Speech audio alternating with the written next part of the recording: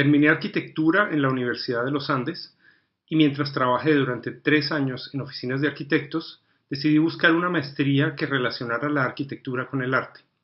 De las pocas posibilidades que encontré durante los años 90 en algunos lugares del mundo, me llamó la atención la maestría interdisciplinaria de la Academia de Artes de Düsseldorf en Alemania.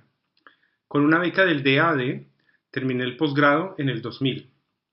En la academia trabajé bajo la tutoría de los artistas y arquitectos profesores, principalmente Christian Megart, Gerhard Merz, Lauritz Ortner, pero también participé en los coloquios de Magdalena Yetelova, Daniel Buran, Tony Cragg, quienes desde diferentes perspectivas movían los límites entre las dos disciplinas desde los años 70. Durante mi estudio y hasta el día de hoy, mi interés de relacionar estas dos disciplinas está presente a través de instalaciones, esculturas, dibujos, modelos, fotografías y proyectos arquitectónicos. En la maestría interdisciplinaria de Relación, Arte y Arquitectura de la Academia de Arte de Düsseldorf, las evaluaciones eran realizadas la mitad por artistas catedráticos y la otra mitad por arquitectos catedráticos. En Alemania recibió un choque cultural fuerte. No había casi control vertical, es decir, los profesores nos daban casi completa libertad de creación. El camino artístico lo buscábamos y recorríamos prácticamente solos. La presión de la nota no existía, sino hasta la entrega final, que reunía los trabajos realizados durante todo el estudio. Como la maestría estaba unida a toda la oferta de pregrado de la academia, pude compararla con el sistema académico universitario colombiano.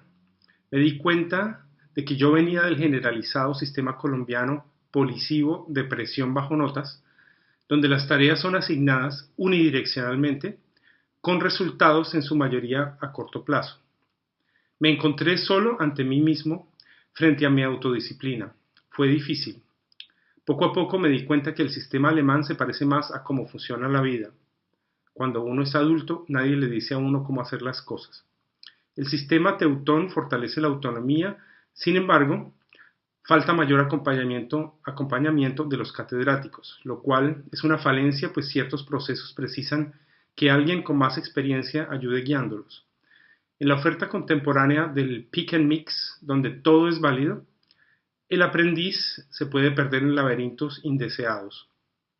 A pesar de que el sistema educativo colombiano cree en muchas ocasiones buenos trabajadores y malos jefes, ofrece una estructura básica que me parece imprescindible y que por lo menos en el caso de la Academia de Düsseldorf era ausente en muchos casos. Una buena dosis de ambas es saludable para lograr una relación autónoma con bases.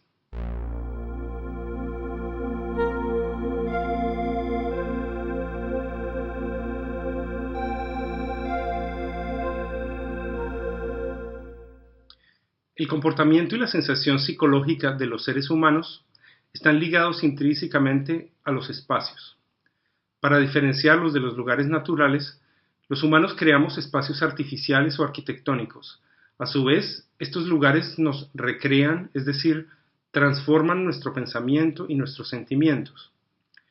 Estudiar arquitectura fue un fascinante viaje a lo largo de la forma en la que las personas han creado estos espacios artificiales a través de la historia.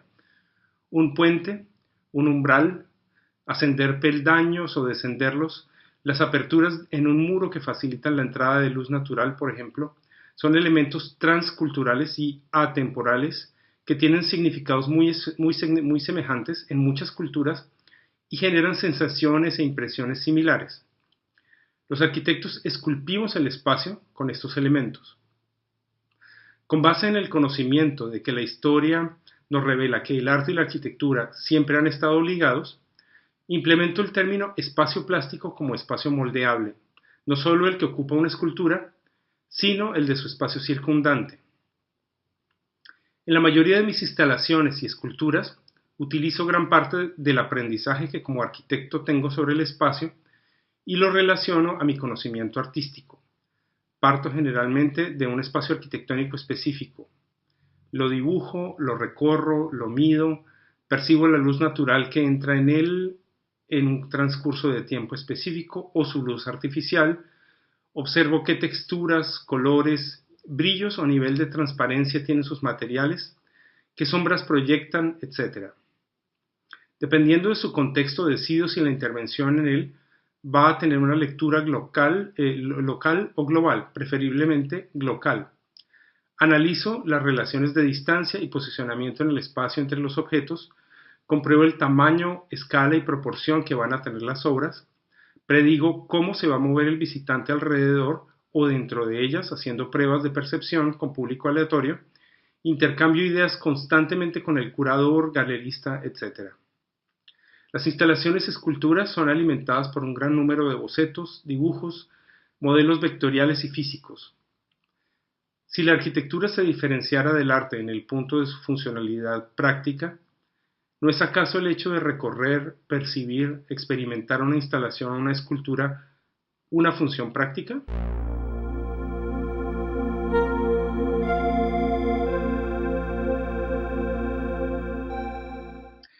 Entiendo la investigación artística como los resultados de un triángulo equilátero en continua retroalimentación y aprendizaje. Los vértices los constituyen la producción artística, la intervención académica y la labor docente.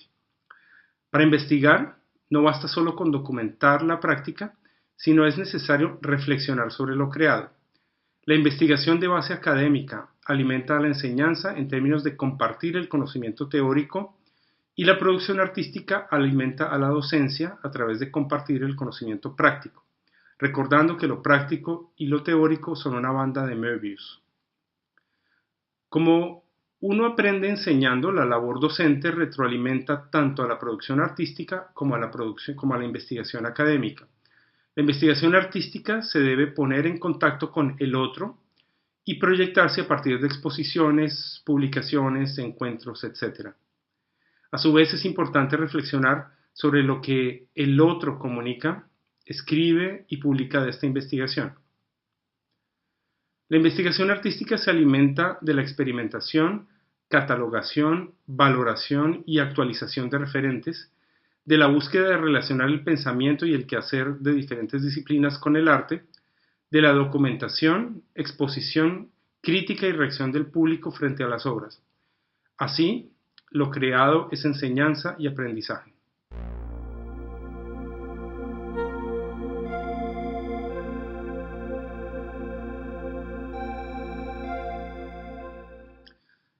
Para mí, la creación y la investigación artística están intrínsecamente ligadas. La intención final de la creación artística es producir pensamiento y obra nuevos. Los detonantes para que surja la creación pueden ser muy variados. La unión de dos o más ideas, conceptos, la construcción de puentes con otras disciplinas, la elaboración de pensamientos obsesivos, la experimentación, incluyendo la reflexión sobre los procesos y el aprovechamiento de errores, la continuación de un trabajo anterior, conversaciones, lecturas de libros, sueños, etc. La creación artística tiene tiempos imposibles de delimitar, pues se compone de cortos y de largos procesos. Precisa de paciencia, de ángeles y de mucho trabajo. Frente a la cándida pregunta de cuánto tiempo se demora un artista en producir una obra, no funciona solo contando el número de horas de trabajo, ya que una obra puede llevarse a cabo en un par de horas, pero es resultado de procesos de decantación de trabajo de varias décadas o de toda una vida.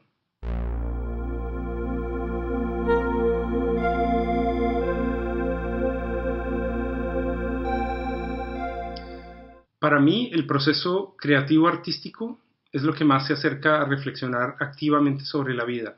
Es tal vez la forma más acorde de darle sentido al absurdo de la vida. El proceso creativo es iconoclasta, elimina ídolos y construye nuevos. Deconstruye, borra fronteras y muros. Es libre.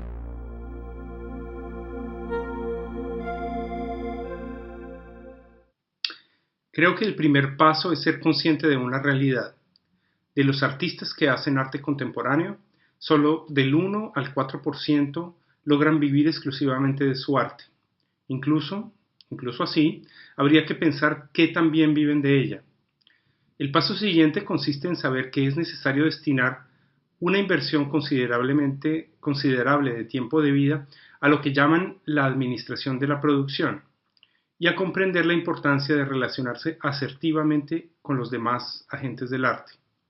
Sin ninguna garantía, es probable que la sostenibilidad, consista, además de encontrar un espacio de mercado que se interese en mi obra, en manejar con conocimiento los siguientes aspectos: existencia de imaginarios sociales sobre el artista, activación y alimentación del capital social, elaboración y actualización de un inventario de obra, aspectos de preproducción, producción, postproducción, reproducción, exposición y difusión de obra, escogencia y mantenimiento de materiales en el transcurso del tiempo y venta de géneros no tradicionales.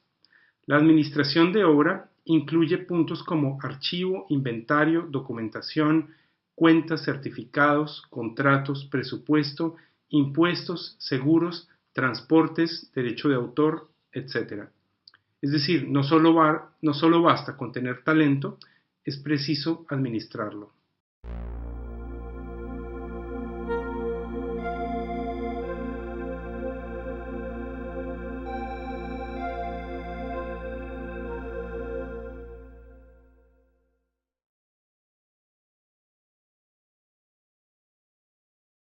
En Alemania y en Colombia hay una ventaja común con relación a otros países que no se puede dar por sobreentendido.